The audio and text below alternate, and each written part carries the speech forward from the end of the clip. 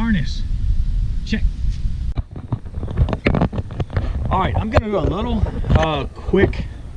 I really don't want to call this tutorial, but it is kind of just what I'm thinking when I'm setting up to do something like this.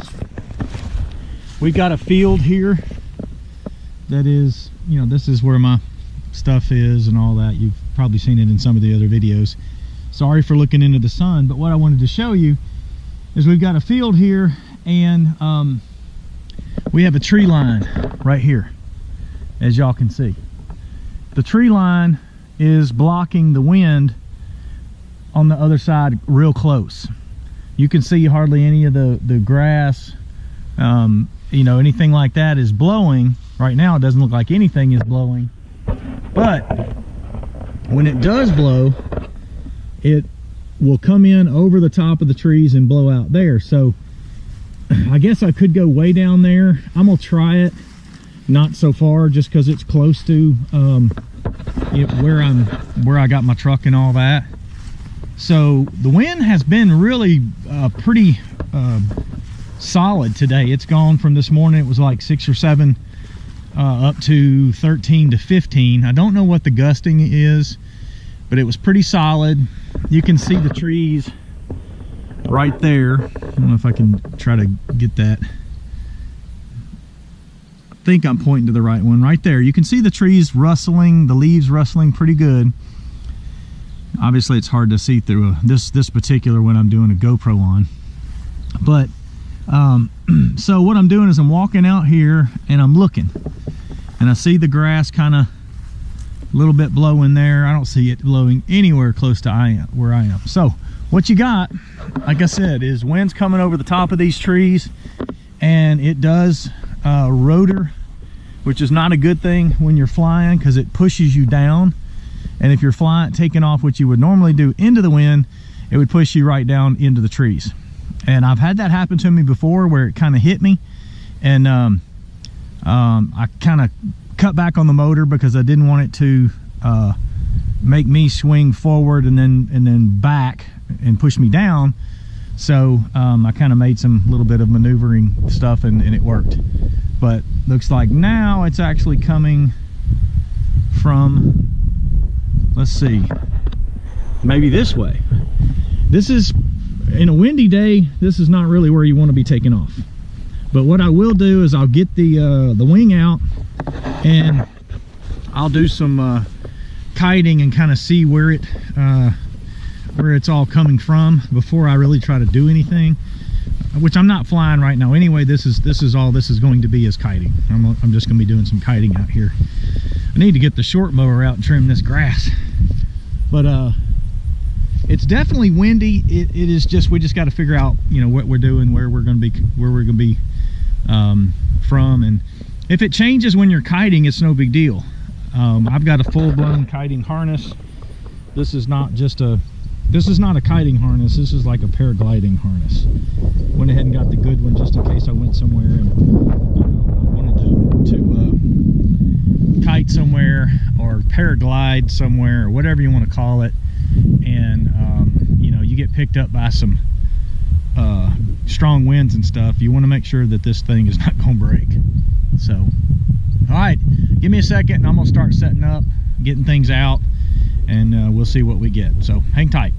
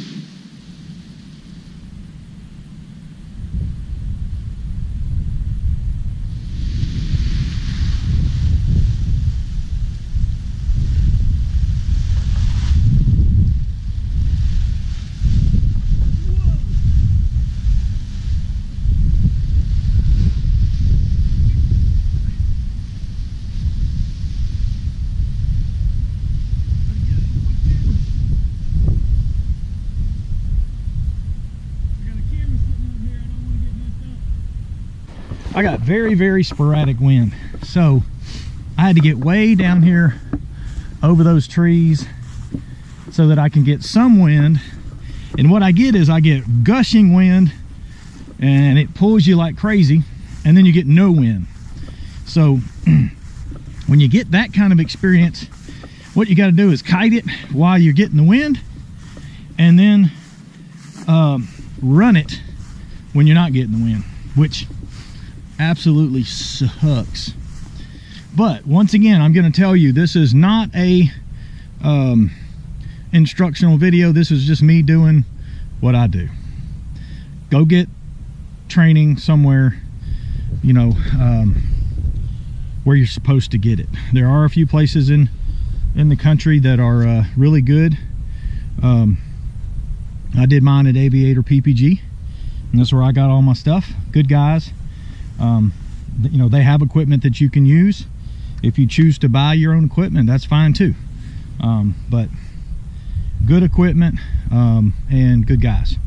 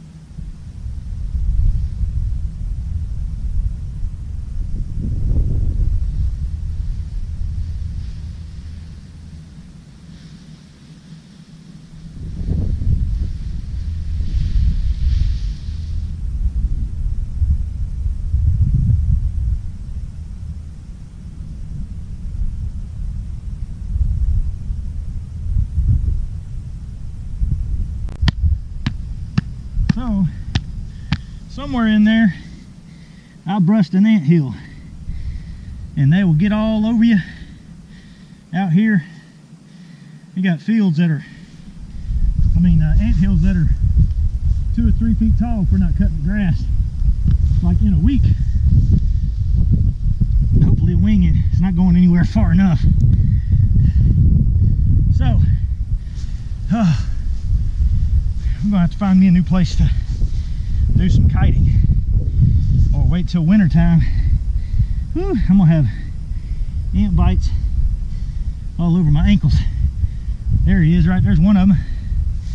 Y'all see him right there? You see his little turd ass? They're fire ants. I probably just brushed one hill somewhere. The big ones are brutal.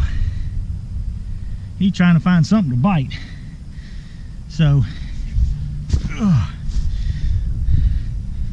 man, I'll tell you what. I've landed in an anthill out here, and I tell you, he's trying to fight me. He's hanging on. Man, there he goes.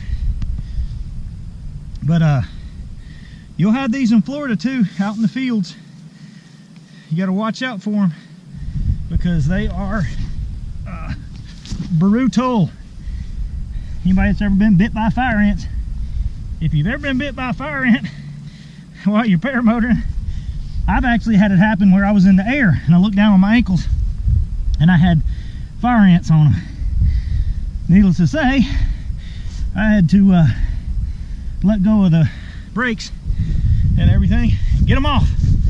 All right, so after we deal with the fire ant, and probably just gonna put it up because I'm tired and I'm bit by fire ants. And I don't want to waste all my energy because I might fly tonight. Ugh. Let's see what we got here. Woo! Let's twist it up. I am not going to get ate up by fire ants. Let's see. Quickest way I have found to do this, get it kind of straight, and then do a quick kite. Let's see where we are.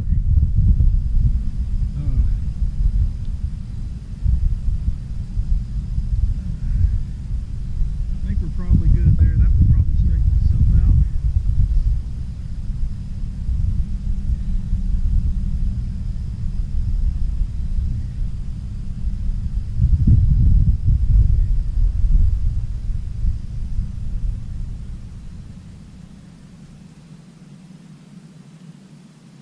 So, let's see what we got. I don't know where that anthill is, but I feel my ankles tingling.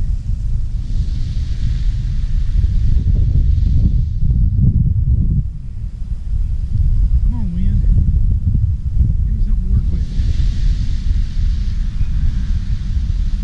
Alright, we're good. All my lines are good.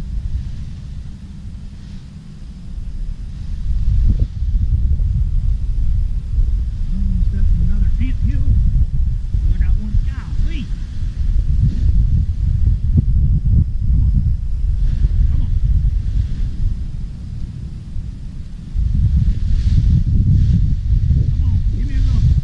Give me a little wind here.